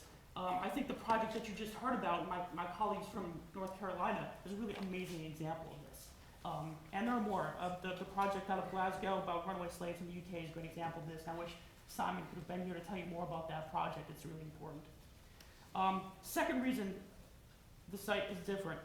It does not focus exclusively on fugitives from slavery. As we examined the back pages of local newspapers, we saw many advertisements for runaway children, apprentices, servants, soldiers, prisoners, husbands and wives. And it felt weird to dismiss them, to say these aren't important. Including these ads in the database was controversial, because not all forms of bonded labor are equal. Yet providing comparative data and placing it in its proper historical context is important. By bringing all of these previously disparate categories of runaways together, the site expands the horizon of early American studies to include broader issues in social and labor history. And it reveals a hidden connection and a continuum between chattel slavery, the core institution, the most important institution if we want to understand our world, and other modes of unfree labor, other types of unfreedom. Third reason, the site's different, and probably most importantly, the site was created by students for students.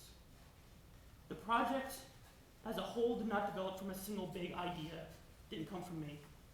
Rather, it grew organically from the bottom up. It's based on about 4 years of experimentation and improvisation with dozens of students across 4 different universities. It began with a seminar on digital history that I taught while I was an adjunct in grad school. Instead of the final essay typically assigned in history seminars, which students hate writing and many of us hate grading, and which usually gets dumped in the trash bin at the end of the semester, I wanted students to collaborate on a project that would be of lasting value. Instead of passive consumers of knowledge and technology, I wanted them to gain concrete experiences, active participants as co-workers in knowledge creation. But I had no idea what the final result would be. Ultimately, the students decided to create a database of runaway ads from colonial and early national Connecticut. We had looked at other slavery databases earlier in the course. I was teaching the course in Connecticut, so we had access to the Hartford Courant, which is the oldest continuously published newspaper in the United States. So it seemed like an obvious choice. It also allowed me to draw on my background researching and writing about runaways. My dissertation was on American abolitionists in Africa, which I argued was a transatlantic extension of the Underground Railroad. It also allowed me to expand on a teaching strategy called the runaway class, which I've written about elsewhere, so I won't go into detail. But essentially, it required students to select runaway ads from various newspapers, research their historical context, and compose imaginative biographies of the individuals involved. In this case, students were not just researching and transcribing the ads. They were designing and constructing an entirely new archival apparatus. As Vincent Brown and Jessica Johnson argue, archives are not just about recovering the past. They're also about the tools used to explore them. So I didn't want my students merely to reproduce the ads. I wanted them to think about the conditions of their reproduction. We used the open source Omeka platform to manage our content, precisely because it enables this kind of collaborative, multimodal engagement. We experimented with SEO and analytics. And by the way, I haven't heard too many folks talk about analytics for your projects so far at this conference. I'm very interested if you folks are looking at the traffic coming into your sites, if you're looking at the demographics of the users of your projects. And if you're not looking at your site analytics, why not? I think we should be talking about this. We also looked at taxonomies and topic modeling. And we investigated issues of accessibility. Are we being compliant with the Americans with Disabilities Act, for example? And issues of sustainability. We used Neatline and Symbole to map runaway patterns over space and time. We also tried using microphones and speech-to-text software to transcribe the content. In other words, we read the runaway ads out loud, the same way they were often read aloud by contemporaries.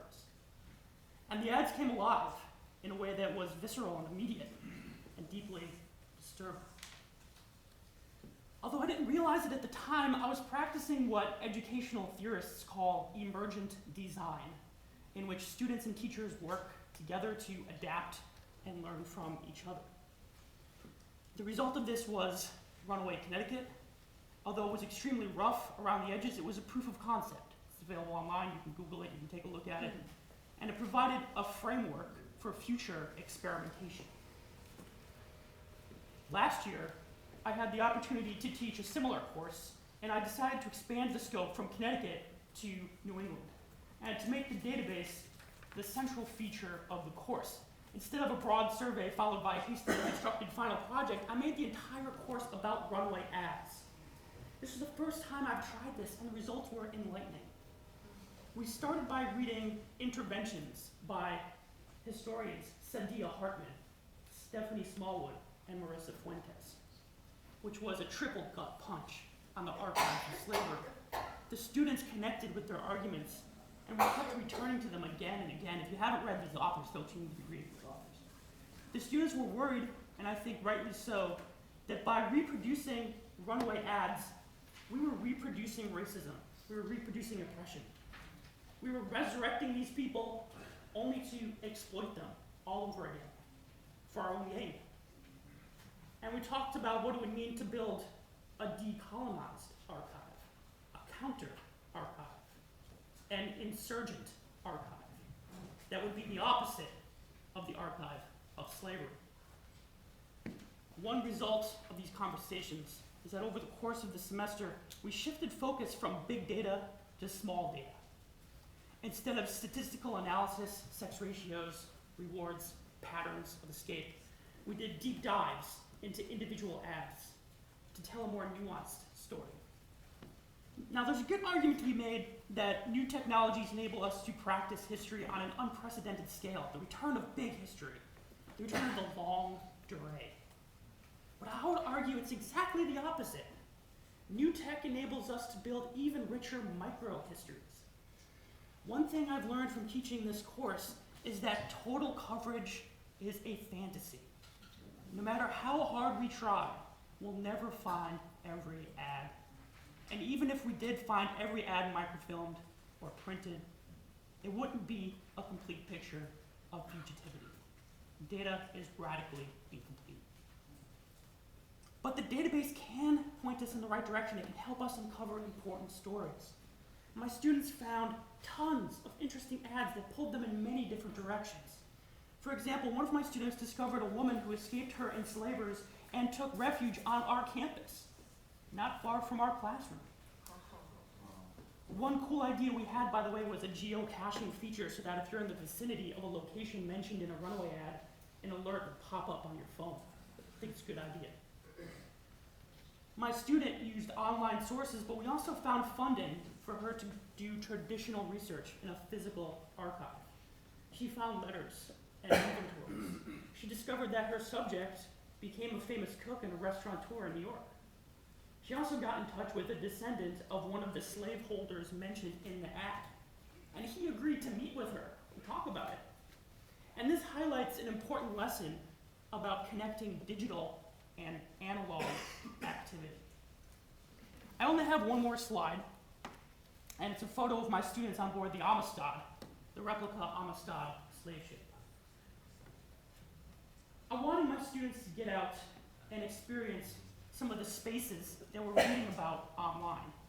I wanted them to use that experience to inform the construction of their database. I also required my students to present the results of their research at a conference on digital slavery studies, kind of like I'm doing right now. This allowed students to take ownership of the project. It gave them a personal stake. We make a fetish of digital research, but these kinds of personal, direct connections are really important. Community outreach, working with activists and curators, is essential to digital practice. I'm actually involved in a new project right now called Connecting Histories of Fugitive Slaves. It's a collaboration among colleagues at different universities. It's a shared space for discussing common methodological problems and solutions. But it's also about engaging with museums and public history. It's sponsored jointly by the Arts and Humanities Research Council in the UK and sponsored by the National Museum of African American History and Culture in the US. It's like what you folks are doing here, but with a different focus. So if anyone's interested, if anyone's watching on YouTube and wants to learn more, please let me know. I'm going to end with a quote by Jarrett Drake. There's a nice quote about this, about working with communities, about insurgent archives. He says, "The unbearable whiteness and patriarchy of traditional archives demand that new archives for Black lives emerge and sustain themselves as spaces and sites for trauma, transcendence, and transformation." That's what the Runaway database can be. That's what the database should be. Thank you.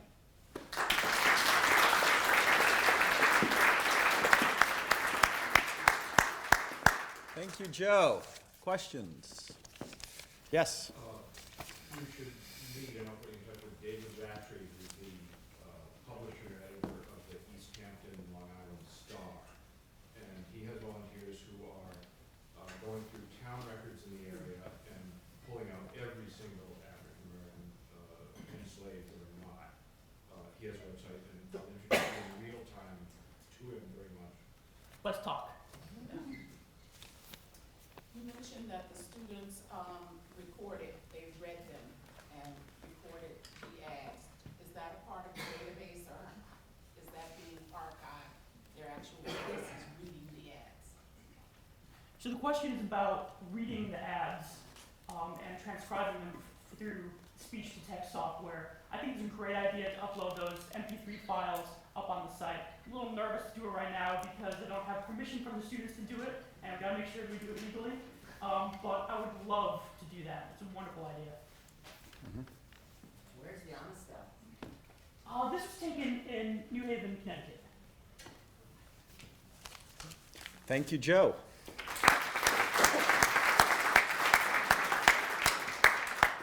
So our last paper on runaways comes to us from Cornell, and this is a project that some of us are very familiar with. I think you presented here years ago on this very stage, so I'm looking forward to seeing this. We have Edward Edward Baptist, Joshua Rothman, and Brandon Kowalski all from Cornell to speak about freedom on the move. And as soon as we get the presentation up, we will roll with that. I definitely won't. I'm plenty loud. We might not. As long as it's going to work for your recording. Right, that's why I was asking. So we ask that you stand like here. The mic is right here for the recording. After you, the last presentation, your questions, get up and go to lunch. This is the machine Because being they're presented, closing yes? at 1, so you want to get into your lunching Oh, before they're stopping food service. I think that's I sent them to them. That's why I was asking why we're plugging in your laptop. Yeah. I think you just put it there. Yes, I'm sorry about that. Yeah. You place the laptop where it's presented. I'm going to go plug it in. Yeah, I'm sorry. What is your presentation? Same spot as yesterday, yes, you don't want to confuse anyone, so it's over to Shaw. Should have FOTM in the file name. Just follow everyone.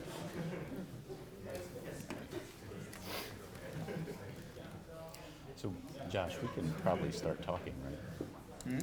Can we start talking? Oh yeah, might as well start talking. Okay, so we'll go ahead and Go start. ahead, fire up the shot clock. Stop looking at it. All right. Well, if I keep looking at it long enough, it's going to start flashing. Thank you for having us. I'm not going to spend a huge amount of time. I'm just going to give it a brief introduction, a broad overview of the project. Okay, I will turn it over to Ed for another minute or so, and our developer Brandon will sort of give the bulk of the presentation. The project is entitled Freedom on the Move. We have been working on it for about 6 years. The website has recently just gone live, so it's available. We've got currently about 20,000 advertisements on the site. The goal of the project is a pretty straightforward one. It is an ambitious one that we hope is achievable, and that is essentially to gather, make available to the public, transcribe, and extract the metadata from every extant runaway fugitive ad that exists in the United States and in colonial America.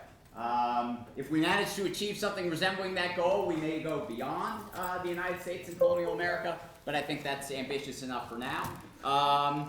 The sort of partners in this project are sort of a coalition of a number of different universities and faculty members. It's directed currently by me, by Ed, by Vanessa Holden at the University of Kentucky, Hassan Jeffries at the Ohio State University, Molly Mitchell at the University of New Orleans. I think I'll turn it over to Ed to sort of give a little bit about kind of the broader purposes of the project, what we have in mind with it, and then Brandon will sort of walk you through what we've got so far. Yeah, thanks, Josh, and thank you all. This has been a great couple of days. I was here in 2013, and a lot of projects were great then, and they're even greater now, and there are a lot of new ones that have come to the table, so it's very exciting to be part of this.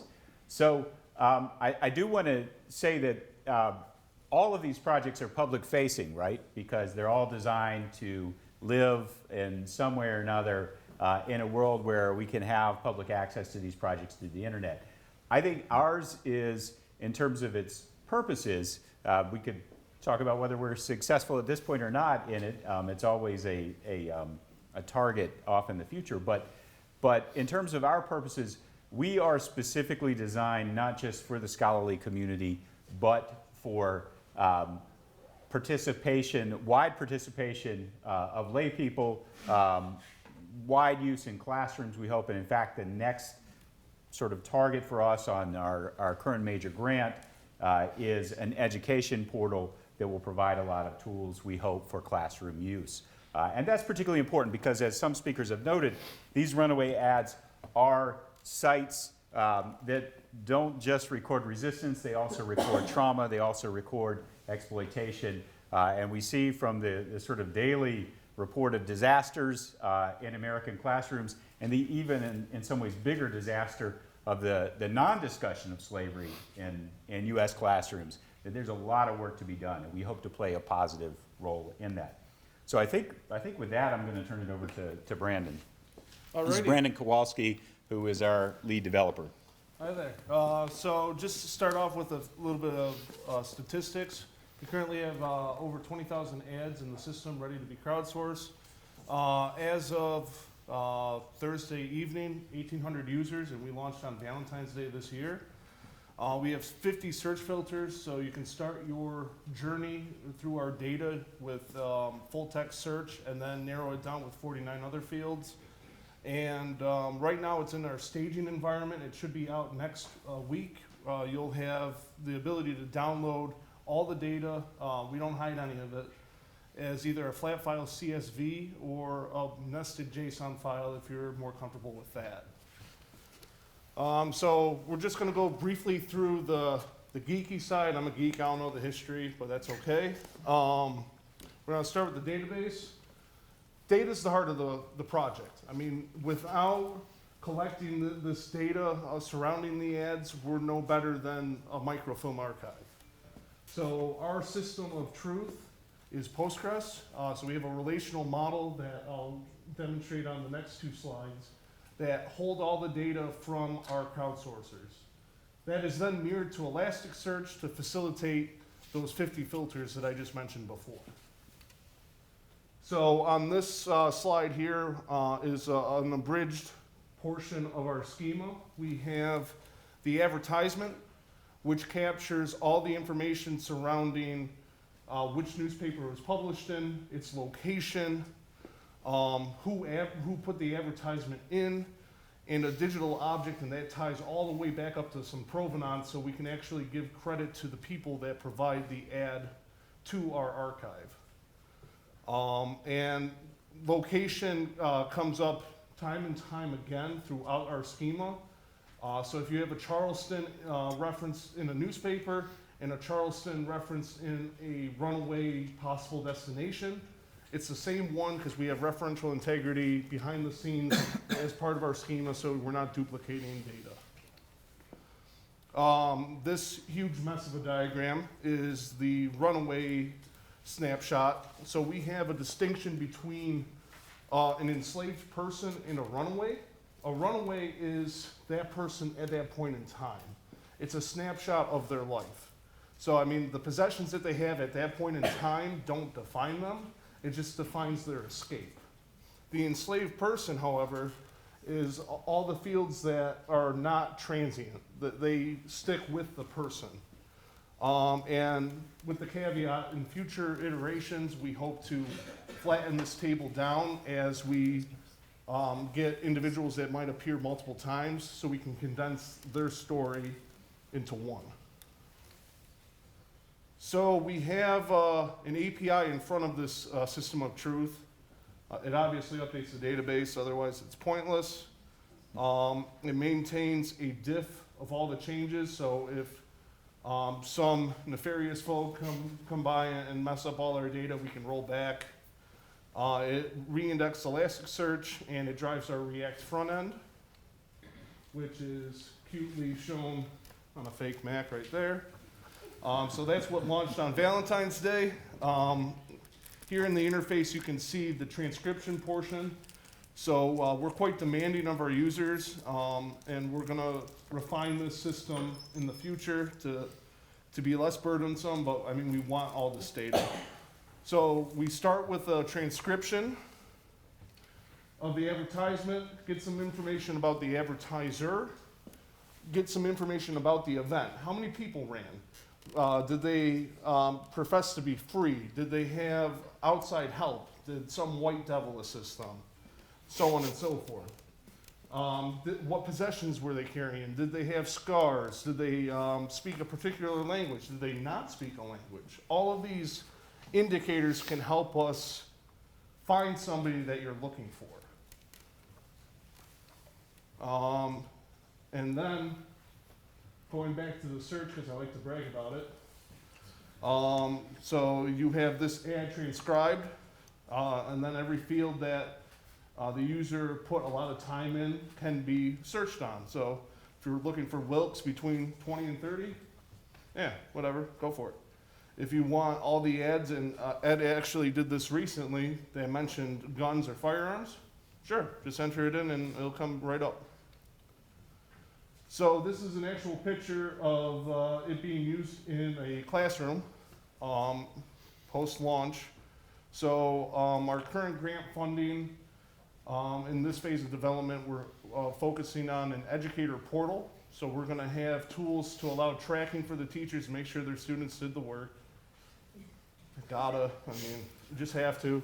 It will also have lesson plans available, and we're going to try and build in community features at a later date where educators can share lesson plans so we can have a community of a community. It's all communities all the way down. We're also looking to make a museum kiosk, a stripped down version of Freedom on the Move.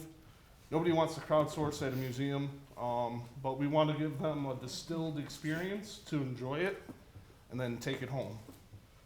Lastly, we're looking to add GIS support, and I'll just wave my hands because I mean that's as far as we've gone with that. We want GIS support on the locations, so then we can do the storybook type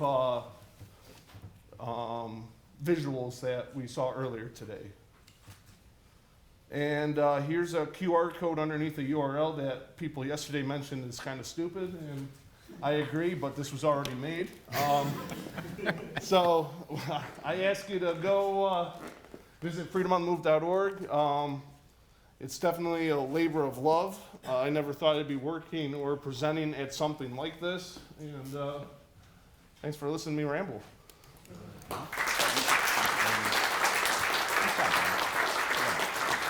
Hey, thanks a lot. We got time for a couple of, all sorts of hands went up. You should scoot in so this side and we'll move this they can way. hear us.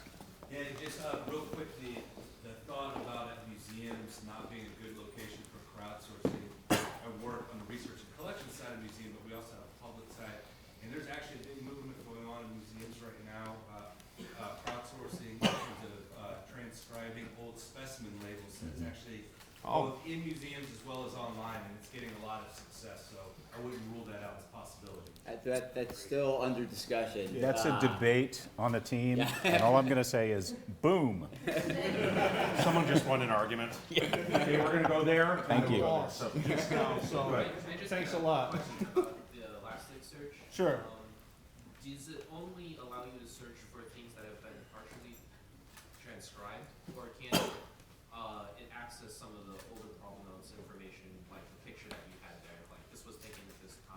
So, to be included into our system, we need a baseline set of data for an ad. That currently consists of either the actual advertisement image or a full text transcription, because some ads that we have only came from a book where we didn't have the original source. So it's this or that. The newspaper was published in, the newspaper's location, so all the way down city, state. And then lastly, the publication date. So all of that data is immediately searchable and indexed in Elasticsearch from the onset. And as little fragments, because I mean, you know how crowdsourcing works. I mean, we're grateful for what gets contributed. As it's made available, it's reflected in the search. Okay, we had a question there? Yeah, which books did you use for your sources? That's a good question. So right now we've uploaded the ads from Graham Hodges' collection, and we've got others waiting in the wings. Did you use Latham Winley and Freddie Parker? Right, we're planning to include those as the process goes on. Have you thought about including Freddie Parker as part of your team?